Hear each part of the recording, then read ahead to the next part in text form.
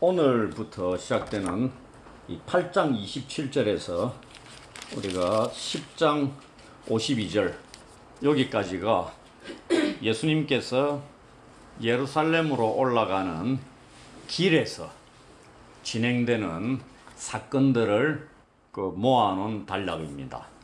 핵심은 딱 두 가지. 예수님의 죽음과 제자 도에 대한 말씀이 집중적으로 기록되어 있는 것이 이 부분입니다.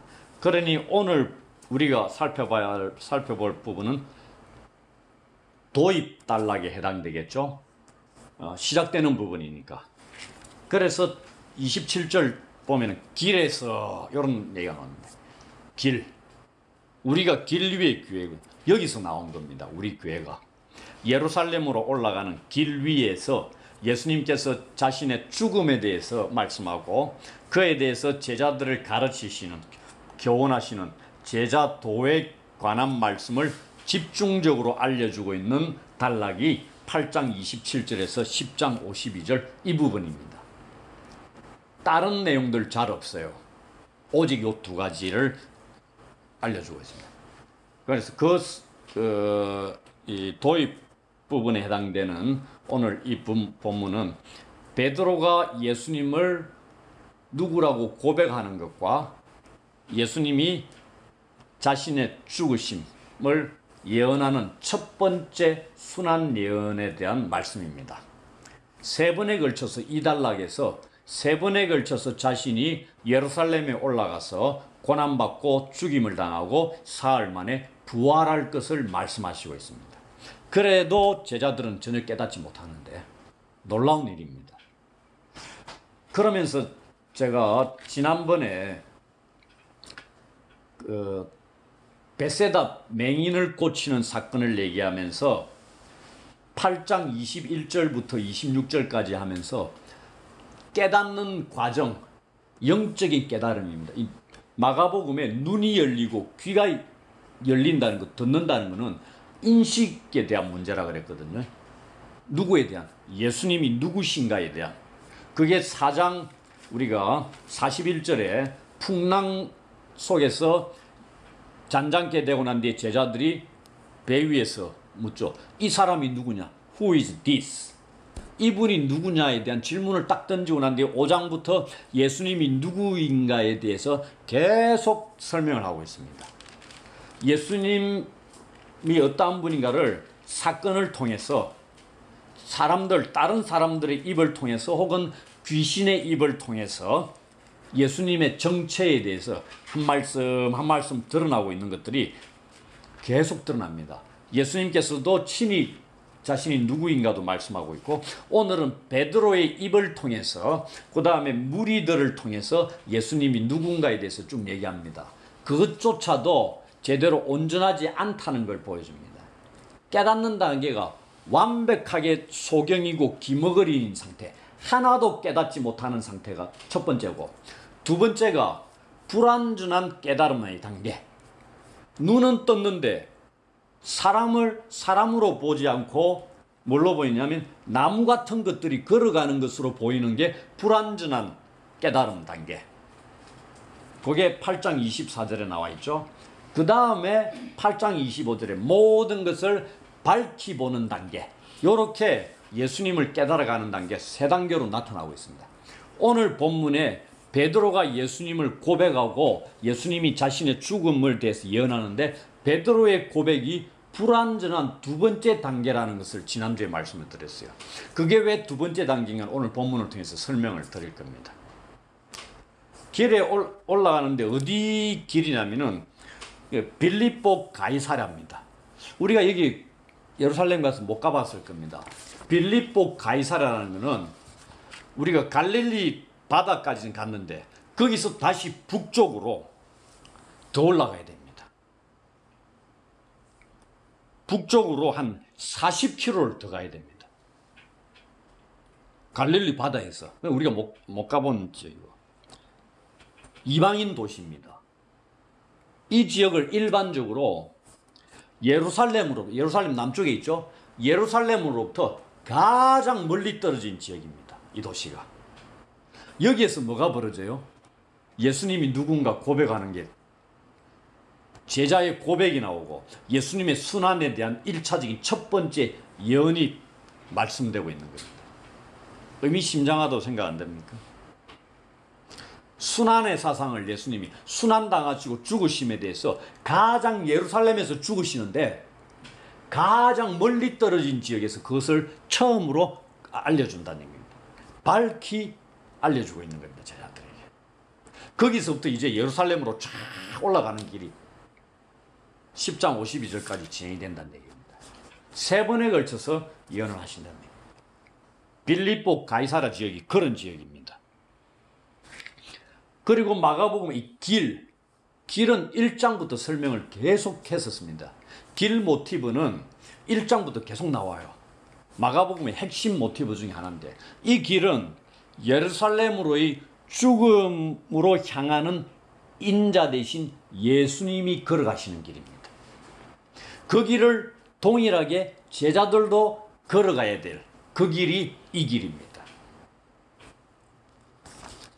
그게 이제부터 8장 27절부터 10장 52절까지 계속 나오는 게 예수님의 고난, 죽음, 이 말씀들이 쫙 진행되는 것이 어디에서? 길에서. 어느 길에서? 예루살렘으로 향하는 그 길에서 이 말씀이 전해지는 겁니다. 그래서 길의 의미가 그런 것을 담고 있는 겁니다. 이 길에 대해서 길 모티브를 사용하신 게 무슨 의미인지 알겠죠? 어디에 포커스를 둔다? 예루살렘. 예루살렘의 죽음에 포커스를 두고 있는 겁니다. 거기에 집중해서 거기에 포커스를 두고 예수님 걸어가시는 겁니다. 그래서 사역을 이적 행하는 걸 거의 안 합니다. 이 단락에서는. 오직 예수의 죽으심, 고난당하심을, 부활하심을 알려주고 제자들을 양육하는, 그걸 감당할 수 있게끔 제자들을 양육하고 여기에 집중하고 있다는 얘기입니다.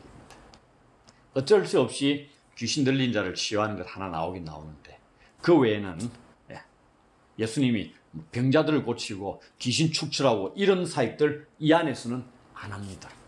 딱 하나 예외. 그러면서 묻습니다. 첫 번째, 사람들이 나를 누구라 하느냐? 두 번째, 너희는 나를 누구라 하느냐? 이렇게 묻습니다. 질문을 하고 그 다음에 예수님께서 죽으심에 대해서 고난당 예언하시는 겁니다. 사람들이 나를 누구라고 하느냐? 왜냐하면은 여기 무리들하고 제자들이 계속 같이 따라갑니다. 지금 예수님이 예루살렘으로 죽음에 향하는 그 길을 시작하신 겁니다. 이제 시작했어요. 이 길을 따르기 위해서는 그 앞서가는 예수님이 어떠한 분인가를 바르게 깨달아야만이 그 길을 걸어갈 수 있다는 얘기입니다. 그래서 질문을 던집니다. 근데 무리들이 뭐라고 답하니? 세례 요한입니다. 혹은 엘리야입니다. 혹은 선지자들 중에 한 분입니다. 세 가지에 대해서 답변하는데 그 당시 무리들이 예수님에 대해서 가졌던 생각들입니다. 저분은 세례 요한일 거야. 엘리야 선지자야. 선지자들 중에 한 분일 거야. 이렇게만 생각했다는 얘기입니다. 모두가 예수님에 대해서 올바른 생각이 아니죠. 정확한 이해를 갖고 있지 않습니다. 무리들은 밝히 보는 수준에 도달하지 못했다는 얘기입니다. 그러면서 이어서 29절에 너희는 나를 누구라 하느냐? 이젠 제자들의 생각이 중요한 거죠. 제자들이 4장 41절에 배 위에서 풍랑이 잔잔해지고 하는데 Who is this? 이분이 누구냐? 이렇게 궁금해 했었습니다. 그리고 지금 8장까지 왔잖아요. 이 과정에 많은 사건들이 있었습니다. 오병이어 사건, 그 유명한 광야에서 빵 5개와 물고기 2마리로 남자만 5,000명을 먹인 이런 일들도 하신 분입니다. 그걸 옆에서 제자들이 같이 동참을 했잖아요. 이제 묻습니다. 너희는 나를 누구라 하느냐? 이제 이게 지금 예루살렘 가기 시작한 첫 발을 내디딘 단계에서 나를 따르는 너희들은 이 무리들과는 다른 인식들을 갖고 있어야 되지 않느냐? 그런 질문입니다. 이게 베드로가 뭐라고 얘기하죠? 주는 그리스도십니다. 그리스도라는 것은 뜻이 뭐죠? 기름 부음 받은 자. 우리 잘 알고 있죠. 기름 부음 받은 자. 구약의 어느 계급들, 어느 계층들? 왕, 선지자, 제사장. 요 세 그룹이 받는 겁니다. 구약에서는 하나님이 이스라엘 왕이나 같은 특별한 직무를 위해서 택한 사람들에게 기름을 부어 세웠습니다. 그런데 예수님 당시에 유대인들에게 있어서는 하나님이 이스라엘 백성들을 구원하셔서 이 땅에 하나님의 의로운 통치를 수립하기 위해 누군가를 보내실 그 사람, 그 기대하고 있는 그 사람에 대한 칭호로 그리스도라고, 달리 얘기하면 구약적인 용어는 뭐죠? 메시아다는 얘기입니다. 요때 쓰였다는 얘기입니다. 그런데 이렇게 고백했으면 이 온전하지 않느냐. 근데 나중에 보면 알겠지만 이 고백이 불완전한 중간 단계의 이해에 머물고 있다는 것을 우리는 31절부터 38절을 통해서 확인하게 됩니다. 왜냐하면 그리스도 메시아인데 그 메시아를 베드로가 알고 있는 메시아 속에 뭐가 빠져 있다고요? 고난당하심, 죽음, 부활에 대한 인식이 빠져 있는 그리스도다 이 말입니다. 그러니 불완전한 절반의 인식, 깨달음이다 라고 얘기하는 겁니다. 왜? 그 다음 예수님이 예루살렘 올라가서 고난받고 죽임당하고 사흘 만에 살아날 것이다 예언을 딱 함과 동시에 뭐라고 얘기해요? 베드로가 32절에 예수를 붙들고 항변했다 됐죠. 아무튼 우리나라 성경은 번역을 진짜 어렵게 하고 있습니다. 너무나 어렵게 하고 있어요. 그건 내가 설명을 다 드릴게요. 이 그리스도가 그렇게 사용된 용어입니다. 그러니 베드로도 인식을 못했는데 그리스도가 가는 메시아의 길의 중심에 뭐가 있어야 된다고요? 십자가가 있다는 얘기입니다. 그 당시 유대인들 사회 속에서는 이 십자가가 없다 이 말입니다. 그 30절에 고백 딱 들으시고 예수님이 자기의 일을 아무에게도 말하지 말라고 경고하셨다 되어 있습니다. 이유가 뭘까요? 이런 고백까지 이번에는 제자의 입에서 흘러나온 고백인데 경고합니다. 경고하다는 말의 의미는 제가 설명을 드리지만 이 번역도 경고하셨다는 게 그런데 지금 상황을 중시 여겨야 됩니다. 초창기 사역도 아니고요. 십자가 밑에 있을 때 사역도 아니고 예루살렘으로 향하는 그 길에 첫 발을 내딛는 시점입니다. 그때 이제 금지시키는 겁니다. 예루살렘으로의 죽음으로 향하는 그 길을 걷는 이 예수님과 제자들에게 있어서 이전에 8장 직전까지 예수님이 행하셨던 놀라운 일들, 귀신을 쫓아내고 물리를 걸어다니고 병자들을 치유하고 오병이어 사건으로서 5,000명 남자만 먹이는 이런 사건들을 행하시고 하나님 나라에 대한 놀라운 말씀들을 행하신 것을 이제는 거기에 지나간 일에 집중할 것이 아니고 앞으로 예루살렘으로 가는 그 길에 집중해라. 그 길이 어떠한 길이다? 자기를 부인하고 십자가를 지고 따라야 되는 여기 관심에 집중해야 될 때가 이때란 얘기입니다. 그래서 이전에 했던 거에 대해서 이제 더 이상 얘기하지 말란 얘기입니다. 예수님에 의해서 새롭게 시작될 하나님의 통치가 세워지는 그 길이 영광스러운 찬란한 길이 아니고 고난과 죽음의 길이 될 것이라는 걸 암시하고 있는 말씀이기도 한 겁니다. 함부로 떠벌리면서 가면서 우리가 계속 살펴보겠지만은 예루살렘으로 올라가게 되면 왕이 될 텐데 내가 우편에 좌편에 한 자리씩 막 이런 다툼이 일어나잖아요. 그리고 올라가면 누가 제일 높은 자리, 우리 같으면 예수님이 왕이니까 왕 바로 밑에 2인자 3인자가 누가 될 것이냐 이런 걸 다투고 있다는 얘기입니다. 이 8장 27절에서 10장 52절 사이에 그 사이에 예수님은 죽으시러 간다고 죽으러 가신다고 말씀을 계속 3번에 걸쳐서 하는데 제자들은 계속 예수님이 왕이 될 것이고 그 당시 팽배했던 유대인들의 메시아 사상에 메시아가 십자가 달리고 죽으신다는 사상이 없었다 이 말입니다. 구약에 예언된 이사야 이런 거 있는데 그 당시 팽배했던 유대인들의 사상에 그 우리가 그 쿰란 사해 갔잖아요. 사해 그 동굴에서 발견된 사해 두루마리라든지 솔로몬의 시편 같은 이런 성경 외적인 자료들에 있어서는 당시 예수님을 따르던 자들이 생각했던 것과 또 일치하는 게 뭐냐면은 메시아가 어떤 인물이라는 걸 그들이 어떻게 그려놓고 있냐면은 다윗 임금과 같이 이스라엘 민족의 원수들을 정복하고 군사적인 힘으로 억누르고 자기 민족을 해방시키는 그러한 지도자의 모습을 전부 다 그려놨습니다. 십자가에 달리고 고난받고 죽으시는 메시아상이 하나도 없다 이 말입니다. 그걸 예수님이 말씀하니까 베드로가 이해하겠어요? 베드로도 동일하게 이 당시 유대인들이 가지고 있던 생각과 똑같은 생각을 가지고 있었던 겁니다. 그건 충격이란 얘기입니다. 아니 메시아가 왜 죽임당하고 고난받고 그렇게 해야 되지? 이런 생각을 그 주변의 자료들 우리는 구약 성경에서는 볼 수 있습니다. 그걸 제대로 자기들이 예수님께 적응을 못 시켰을 수도 있죠. 그리고 예수님 직전에 나왔던 그 유대민족을 구원하는 그런 그 정치적인 통치자들이 많았어요. 유대인 반란을 일으켰던 자들도 있었고 그들이 한결같이 정치적으로 군사적으로 이스라엘 민족을 구원하려고 다윗과 같은 그런 무장 봉기를 일으키고 이랬던 자들밖에 없습니다.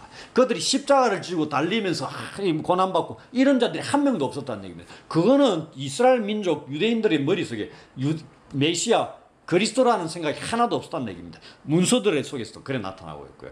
그러니 베드로나 제자들도 동일하게 충격을 먹을 수밖에 없는 겁니다.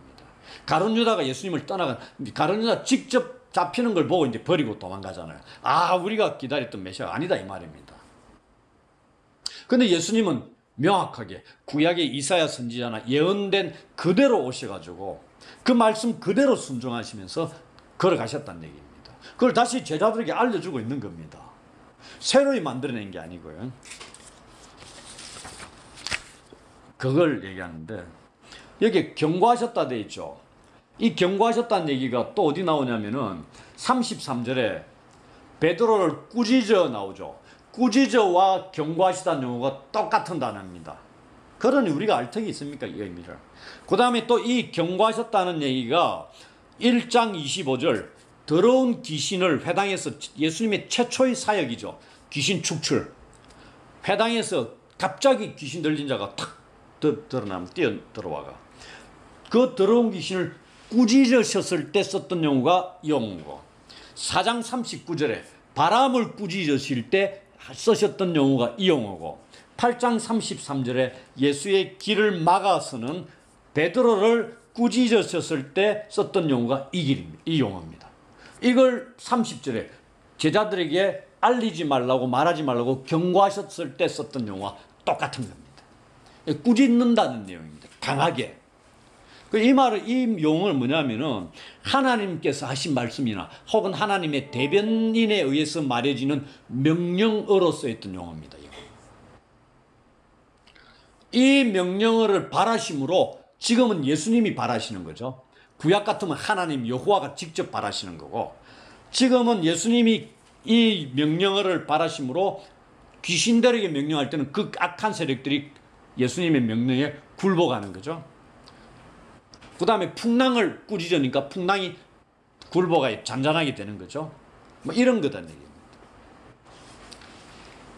이것을 통해 가지고 예수님의 길을 가로막는 세력들, 풍랑 같으면 풍랑을 배 타고 갈 때 예수님 동승에 있을 때 그걸 배를 뒤엎어 버리려고 하니까 예수님이 가시는 길을 막아버리잖아요. 이걸 풍랑을 잔잔케 하시고 귀신들도 뭐 하는 거야? 예수님 광야에서 3번에 걸쳐 시험 받았을 때도 내게 무릎 꿇고 온 영광 천하 영광 다 보여주면 나한테 무릎만 탁 꿇고 경배하면은 이거 다 너한테 주겠다 그렇게 하잖아요. 3번째 시험이. 그때 뭐라고 해요? 사단아 물러가라 이렇게 명령합니다. 오늘 본문에 뭐라고 나요? 33절에 예수님이 베드로 보고 사탄아 내 뒤로 물러가라. 졸지에 베드로가 사탄의 앞잡이 역할을 하고 있는 겁니다. 광야에서 예수님을 시험할 때 사단이 직접 시험했잖아요.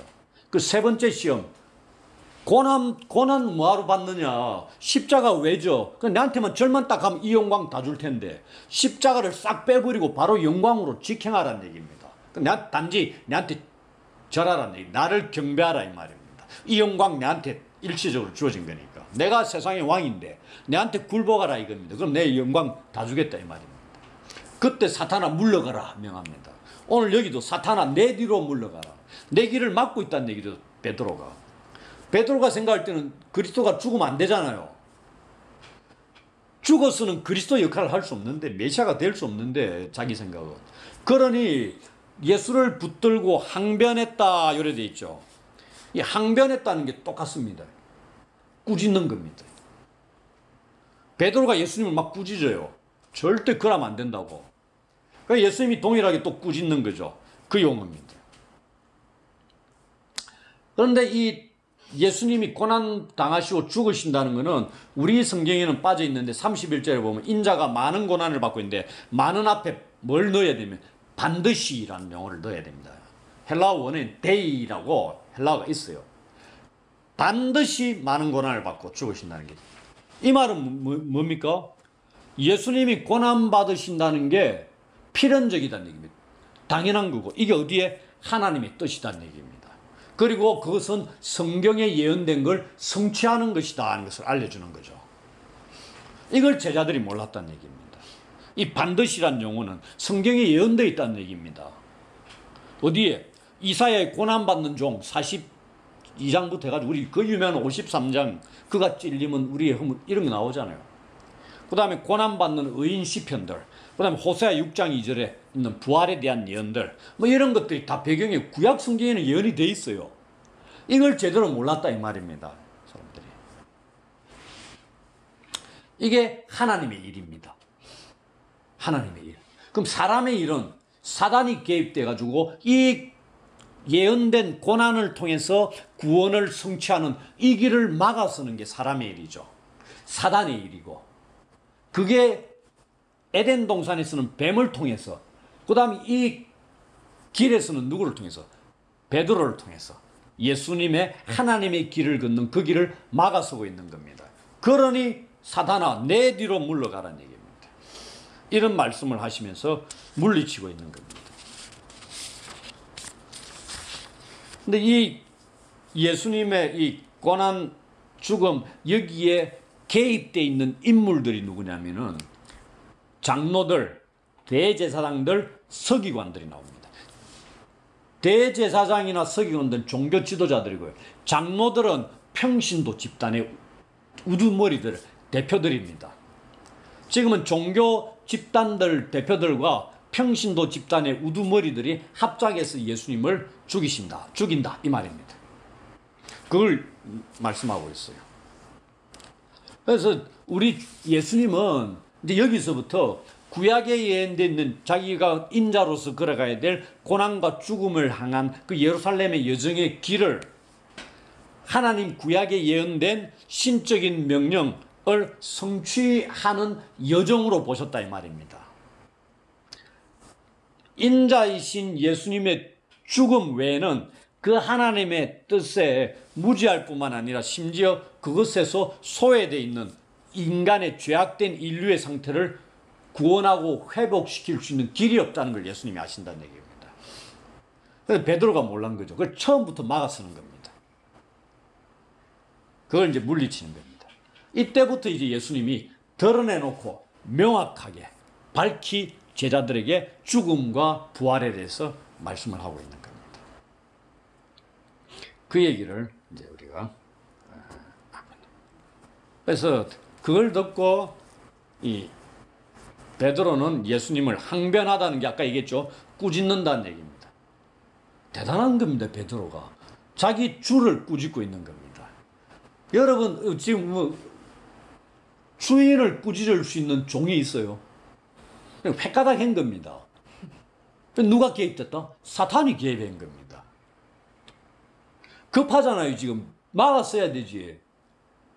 사단이 그 지금 광야에서 시험회가 실패했잖아요. 자꾸만 이제 사람들을 통해서 개입하면서 길을 막는 겁니다. 예수님이 이제는 아까 얘기했죠.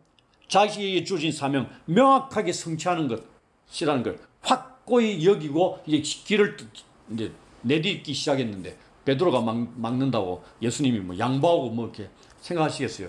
단호하게 말씀하신다 이 말입니다. 그걸 이 항변하다 꾸짖는다는 건 뭐와 어떤 배경에서 쓰이는 용어라고요? 귀신을 축출할 때, 악한 세력들을 물리칠 때 쓰이는 용어입니다. 그걸 베드로가 예수님께 쓰고 있는 거예요. 그 말은 뭐야? 예수님이 헷가닥게 하셨다 이 말입니다. 잘못됐다 얘기, 말을 잘못하셨든지, 우리가 우리말로 하면 노망드셨다라든지, 뭐 저런 말씀을 하시나 이겁니다. 지금 다윗과 같은 왕으로서 지금 예루살렘에 입성해야 되고 그리고 호산나 막 하잖아요. 그때 벌써 이미 이제 제자들은 와 이제 바로 눈앞에 왔구나, 왕이 등극 대관식이나 이런 생각을 한 겁니다. 그때까지도.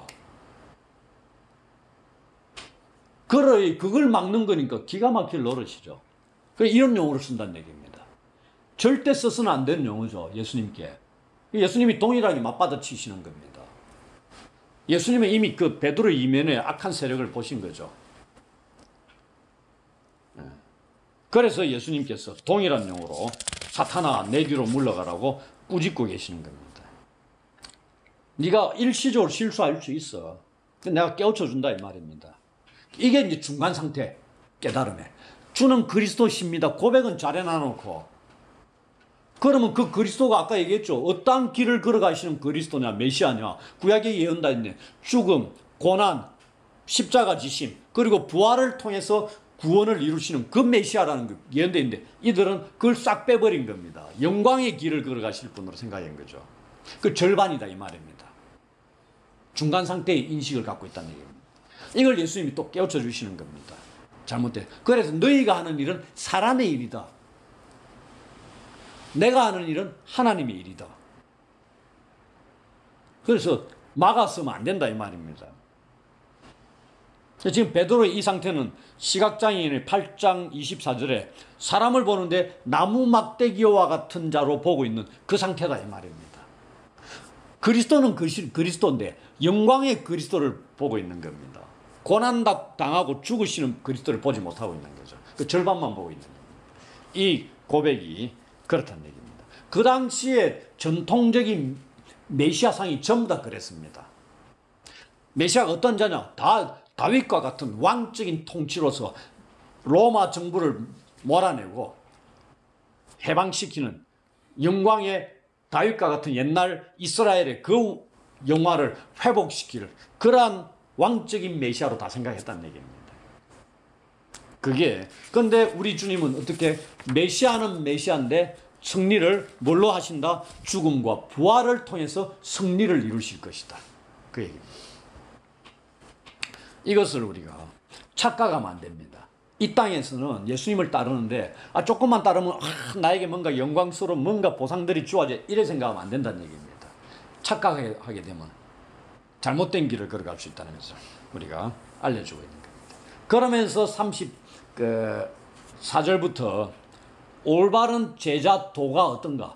내가 가는 이 길, 예루살렘으로 향하는 이 여정의 길을 바르게 따를 수 있는 그러한 올바른 제자도의 길이 무엇인가를 34절부터 38절에 걸쳐서 우리한테 알려주고 있는 말씀입니다. 그걸 이제는 누가 걸어가야 된다? 제자들이 걸어가야 된다 이 말입니다. 고난과 죽음의 길을 가는 예수님 인자이신 그리스도를 동일하게 고난과 죽음의 길에서 그분을 따라가는 그것이 제자들이 걸어가야 될 길이다 이 말입니다. 그것을 우리가 말씀합니다. 근데 진짜 특이한 거죠. 스승이 제자들 보고 우리가 그러죠. 나를 따르라 얘기할 때 그 스승의 입에서 나오는 걸 제자들은 뭘 기대하겠어요? 뭔가 삐까뻔쩍하고 멋지고 괜찮은 걸 기대 안 하겠어요? 근데 지금 뭐라고 말씀합니까? 나를 따르라 하는데 자기를 부인하고 십자가를 지고 따라라 얘기합니다. 예수님은 스승으로서 주로서 따르라고 말씀은 하시는데 너무나 특이한 말씀을 하고 있다 이 말입니다. 일반 스승의 입에서 나올 수 있는 게 전혀 아니었다 이 말입니다. 한마디로 얘기하면은 이 말씀을, 그리고 또 우리가 주의 깊게 봐야 되는 게 34절에 이 말씀의 대상이 누군가 한번 보십시오. 34절 맨 앞에. 누구와 누구죠? 제자들만 아닙니다. 무리가 포함되어 있어요.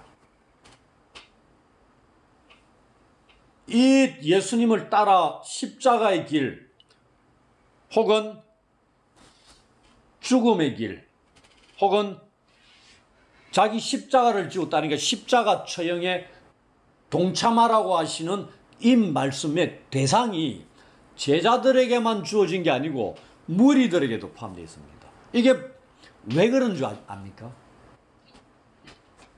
그 다음 9절에서 35절로 37절에 핵심 용어가 나옵니다. 딱 한 단어로 보자면 뭐겠어요? 또 우리 성경에는 또 번역을 이렇게 해놨는데 35절로 37절에 4번이나 나오는 용어가 있죠. 이게 중요하기 때문에 많이 나오는 겁니다. 예, 목숨을 다른 말로 하면 생명입니다. 생명. 그래서 예수님이 자기를 부인하고 십자가를 지고 따르라는 얘기가 뭔 말인 줄 압니까? 죽음을 품어라 이 말입니다. 죽음을 포용하라 이 말입니다. 왜? 생명의 길이기 때문에 그렇습니다. 또 승리의 길이기 때문에 그렇습니다. 이걸 조금 어려운 말로 하면은 죽음을 포용함으로 생명을 소유하고 승리를 쟁취하는 것을 한 단어로 이런 걸 뭐라고 얘기한 줄 알아요? 역설이라고 합니다. 패러독스. 역설이 뭔지 알죠? 일반적인 1+1은 2 이런 게 역설은 아닙니다. 전혀 생각할 수 없는 일들. 죽음을 포용하는데 생명의 길이다. 죽는 게 사는 거다. 혹은 지는 것이 이기는 거야. 뭐 이런 게 역설입니다. 지는 게 어떻게 이기는 거죠? 말도 안 되지. 근데 지는 게 이기는 거다. 죽음을 포용하는 게 생명의 길이요 승리의 길이라는 걸 무리와 제자들에게 말씀하고 있습니다. 이 예수님의 부름의 특이성입니다. 이걸 대상이 누구다? 모든 이들을 향해. 모든 이들을 향해서 말씀하셔야 되는 이유를 알겠죠? 생명이 제자들에게만 주어지는 게 아니고요. 전 인류에게 다 필요한 겁니다. 생명은. 그래서 여기 무리가 포함된 겁니다. 그런데 우리가 이 말씀을 딱 듣고 따를 수 있는 마음들이 생긴다는 게 하나님 은혜입니다. 말씀한다고 다 따르겠어요? 택도 없지. 그 말씀 듣고 마음이 동해서 따를 수 있는 것 자체가 은혜다 이 말입니다. 그 은혜를 입을 수 있어야 된다 이겁니다. 은혜를 주셔야 따를 수 있지. 아 그럴싸하네. 아 멋지네. 야 예수님 말씀 철학자들처럼 멋진 말씀이네. 그 내 목숨을 던져야 되겠다. 이렇게 따를 수 있는 게 아니다 이 말입니다. 여기에서 말씀하고 있는 게. 그러면서 죽음을 포용하라 하면서 뭐라고 했냐면 자기를 부인하라. 어려운 말이죠. 그리고 자기 십자가를 지라. 그리고 따라라 이 말입니다. 자기 부인한다는 게 우리가 해석하는데 진짜 어렵습니다. 자기를 부인을 나는 아니다 이렇게 자기를 부인하는 게 자기를 부인하는 게 반대말이 뭐라고 나와 있냐면은 자기를 부인하는 것 반대말이 자기를 인정하는 게 아니고요. 예수님을 부인하는 겁니다. 본문에서는. 둘 중에 하나입니다. 그럼 이거 어디에? 1세기 로마 정부 지배하에 신앙을 예수를 믿느냐? 믿으면 죽음. 황제를 숭배할래? 예수를 왕으로 인정할래? 그 얘기입니다. 그 자기를 부인한다는 건 뭐냐면요. 자기 자신을 객관적으로 제3자의 자리에 딱 두고 아무런 관여를 안 하는 겁니다. 그 말은 우리가 내하고 전혀 관계없는 사람이 길거리 가면서 얻어 터져. 우리 신문지상이나 이런 거 보면서 뭐 사건들 많이 나오잖아요. 사고 당해가지고 막 죽잖아요. 근데 여러분들 사고 당해 죽은 뉴스 보고 내가 죽었다고 느낍니까? 아니잖아요. 그게 자기를 부인하는 겁니다. 조금 이해가 갑니까? 이 죽음을 포용하라 했잖아요. 내가 죽음에 내를 던지는데 아무렇지 않게 제3자 보는 것처럼 그렇게 던지라 이 말입니다. 엄청난 요구죠. 그 내가 핍박당하면은 내가 당하는데 제3자가 당하는 것처럼 그래 당하는 겁니다. 신경 쓰지 말라는 얘기입니다. 이게 자기를 부인하는 겁니다. 이게 안 되면 어떻게? 예수를 부인하는 거죠. 선택의 길은 두 개밖에 없습니다. 이 당시에. 오늘날도 그렇겠죠. 우리가 신사참배 할 때도 그렇잖아요. 신사참배를 반대한 사람은 순교당하잖아요. 왜 반대해요? 예수님을 인정하기 때문에 반대하는 거야. 근데 그걸 찬성하는 것은 예수님을 부인하는 거예요. 그걸 그들이 찬성한 자는 그렇게 생각을 안 한 거죠, 또. 여기에서는 그겁니다. 그리고 자기 십자가를 진다는 얘기가 이 당시에 뭐냐면은 십자가를 지는 건 로마 사형법입니다. 그리고 우리가 십자가는 십자형이죠. 근데 그 가로와 세로가 결합되어 있는 게 아니었습니다. 세로 나무막대기, 가로 나무막대기 따로 있었는데 그 당시에는 세로 나무막대기는 형장에 박아놓고 있었고 가로는 재판 자리에 있어가지고 사형수를 가로 형틀은 지고 세로 형틀이 있는 자리까지 가게끔 해가 거기서 결합시켜가지고 못을 박아가지고 아니면 밧줄로 묶고 죽이든지 그렇게 했다 이 말입니다. 그 말은 십자가를 졌다는 얘기는 중간에 내릴 수 있어요 없어요? 없습니다. 그리고 십자가를 짓다는 게 그 당시 뭐 하는 사람이야? 사형수들입니다. 사형 집행을 목전에 둔 사형수들이었습니다. 제자들 보고 뭐라고 하면 따르라? 너희는 자기를 부인하라. 아까 부인하다는 의미가 무슨 말인지 말씀드렸죠. 그렇게 부인하고 그 다음에 사형 집행을 목전에 둔 사형수처럼 십자가 가로 형태를 쥐고 그 다음에 나를 따르라. 무슨 말인지 알겠죠? 왜 이렇게가 나를 따라야 돼요? 예수님이 그렇게 가고 있으니까요. 예수님이 길을 그렇게 가고 있는 겁니다. 그러니 제자들도 그렇게 가야 된다 이 말입니다. 예수님은 자기가 따르는 주인은 십자가 지고 죽음의 길로 가는데 따르는 자들이 띵까띵까 하면서 즐겁게 영광의 자리를 생각하면서 갈 수 있겠어요? 그래서 십자가에 달리신 예수님을 보고 붙잡히는 예수님을 보고 제자들 모두가 어떻게 했다? 도망갔다 돼 있잖아요. 그 얘기입니다. 그들이 따를 때 어떤 생각으로 이런 자세로 못 따랐다 이 말입니다. 못 따랐다 이 말이에요. 그걸 다 아셨겠지만 이걸 이렇게 가는 게 생명의 길이고 승리의 길이다 이 얘기입니다. 이게 영적인 전투에 가로막고 있는 사단의 방해를 물리칠 수 있는 전쟁이라 그러면은 이들을 깨트리고 물리칠 수 있는 승리의 길이 이 길이다 이 말입니다. 사단은 예수님이 십자가에 달려 죽으시는 걸 보고 패배당했을 것이다. 신나할 수 있죠. 자기들이 이겼을 것이다 생각하는데 실질적으로 죽음과 부활을 통해서 사단의 권세가 완벽하게 제거된 겁니다. 박살난 거죠. 이겁니다. 그래서 35절로 37절에 보면은 뭐라고 이 십자가를 지고 죽음을 포용하라는 말씀을 왜 그토록 하셨을 수 있냐면은 35절로 이 37절에 그것이 그 제자 도를 따라서 예수님을 따른 그 결과가 뭐가 주어진다? 생명이 주어진다. 이 생명보다 더 가치 있거나 필요한 것이 사람에게 없다 이 말씀을 알려주고 있는 겁니다. 이 종말론적으로 우리에게 주어진 생명보다 더 귀한 것이 아무것도 없다 이 말입니다. 그러니 죽음을 포용하고 나를 따르라 이렇게 말씀하실 수가 있다. 역으로 이 생명과 맞바꿀 수 있는 것이 없다는 것은 생명의 값어치가 너무나 엄청나기 때문에 땅에 있는 다른 것들로는 비교 불가능, 교환 불가능하다는 것을 말씀하고 있는 거죠. 그러니 생명이 가장 가치 있는 겁니다. 그러니 다른 것들 버릴 수 있다는 얘기죠. 그걸 얘기하는 겁니다. 이 말씀을 우리한테 예수님께서 말씀해 주고 있는 겁니다.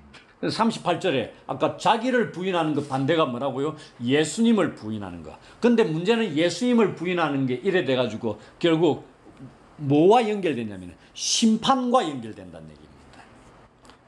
심판과. 여기 돼 있잖아요. 아버지의 영광으로 거룩한 천사들과 함께 올 때에 그 사람을 부끄러워하리라. 이 심판에 관련된 얘기입니다. 이때 땅에서 자기를 부인한 자에게는 생명의 면류관 준다 그랬고,